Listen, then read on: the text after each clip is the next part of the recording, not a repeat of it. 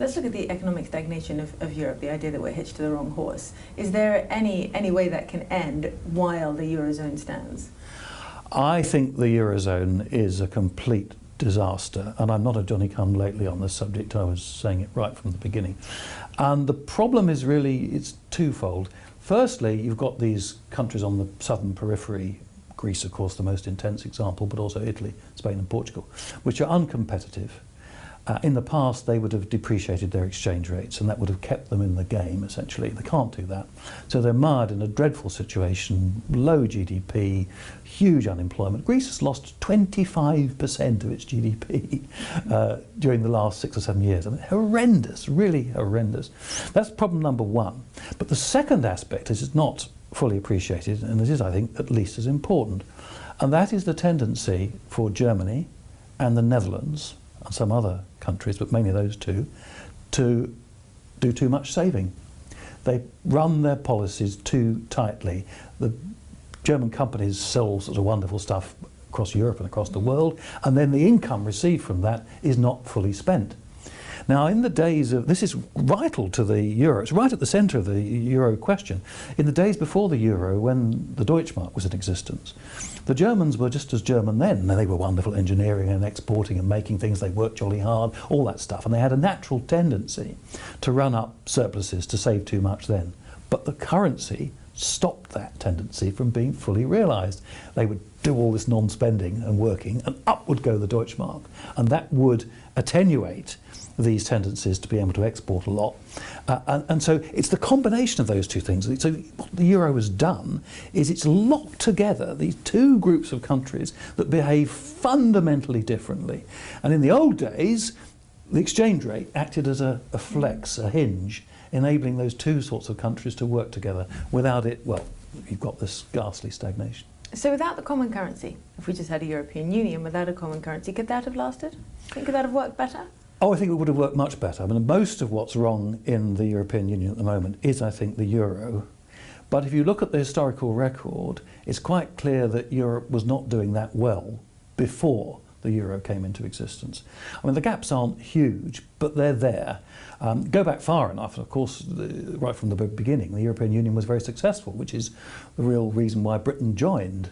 Those countries from the late 50s into the 60s, early 70s were growing very fast, and we thought this was a miracle economic era, and we better hitch ourselves to that wagon. And then more or less, as soon as we joined, funnily enough, the relative growth performance started to deteriorate, because of course the 70s were grim for Britain.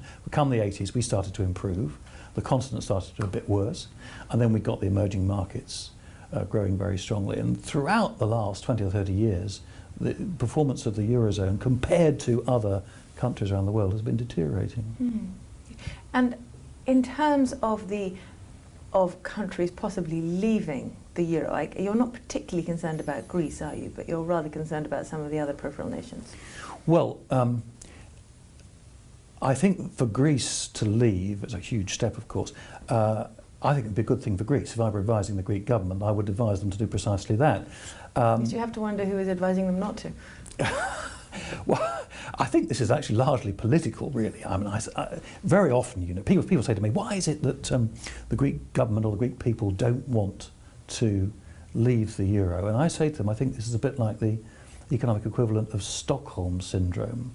In the world of psychology, apparently there's this phenomenon where someone's held captive in a cave, as it were, or a cage. They strike up a relationship with their captor, and then after so many months of all this, when the door is open, they don't want to leave. Well, I think this is a bit like that. If you go back in history, you hardly ever find a case where a country locked in an unfavourable exchange rate regime wants to leave. Britain, 1992, forced out of the ERM. What happens? I mean, the newsreaders that night, September the 16th, 1990, they're practically wearing black armbands. You know, oh, business surveys, business optimism collapsed, consumers are depressed, people are putting keys through the letterboxes, you know, it was all falling apart. In fact, of course, we now know that was the beginning of our escape from recession. 1931, Britain came off the gold standard. Were there people clamouring to come up? No, not on the contrary. They were stuck there desperately trying to stay in. Mm. And only after they'd been forced out did they realise this was their salvation. So I think Greece is similar. Okay, and Italy? Well, the Italian position, I think it's intriguing. I think Italy's lucky to have Greece in the system in a way because it's deflected all the attention. The Greek case is more serious, it's more extreme. The management of the public finance is terrible. In some ways, almost primitive. It's like third world, really, the way that Greece has run its public finances. But the fundamentals in Italy are not that much better, actually. And the debt ratio, above 130%, nearly 140% of GDP, whereas Greece is pushing 180, but not that far behind. And the key thing about Italy is that it's had next to no growth since the euro began, virtually none. When some countries had a boom, Spain and Ireland, got into trouble, but they had boom years. Italy didn't have a boom year. And that's because the economy is essentially sclerotic. I think it massively needs reform. So I would be worried about Italy, actually. It's not an immediate candidate for departure. Italy does at least have a good manufacturing base in the north, doesn't it? Absolutely. I mean, I think, if Italy came out of the euro and the new currency, the new lira or whatever, fell 30 or 40%, I think you wouldn't see Italian industry for dust. It would be shooting away. Exports would soar, economy would take off. Why aren't they doing it? Have you told them this? Yes.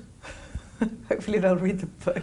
Well, hopefully they'll read the book. But this is the sense in which a Greek departure, I think, is really, really important. And the people, most people taking part in this debate still, I think, haven't got this quite right. They think the issue is about contagion from the Greek exit in terms of loss of confidence in the markets and all that sort of stuff. I think that's completely wrong. I mean, Greece is now so far on an extreme. If Greece were to leave, I don't think there'd be any contagion in the markets, really. Now, the real issue is whether the Greeks can make a success of it. And if the sign, I think it'll take about a year to tell, but if after 6 or 9 months it looks as though Greece is making a success of it, that's the real danger to the Eurozone. And at that point, the politics in Italy, Spain and Portugal will get to be really interesting, because then the people turn around and say, you know what, I mean, you've been telling us to take Mrs. Merkel's medicine, and if we don't, we'll end up like Greece. Well, looking over there, I think we actually would rather like to end up like Greece. Look, they're growing, growing strongly. There's several countries have experienced this. Argentina, beginning of the noughties, Iceland. I mean, no country was in a worse mess than Iceland. She zoomed back. Strong export, strong GDP performance, largely helped by a competitive exchange rate. I'll ask you about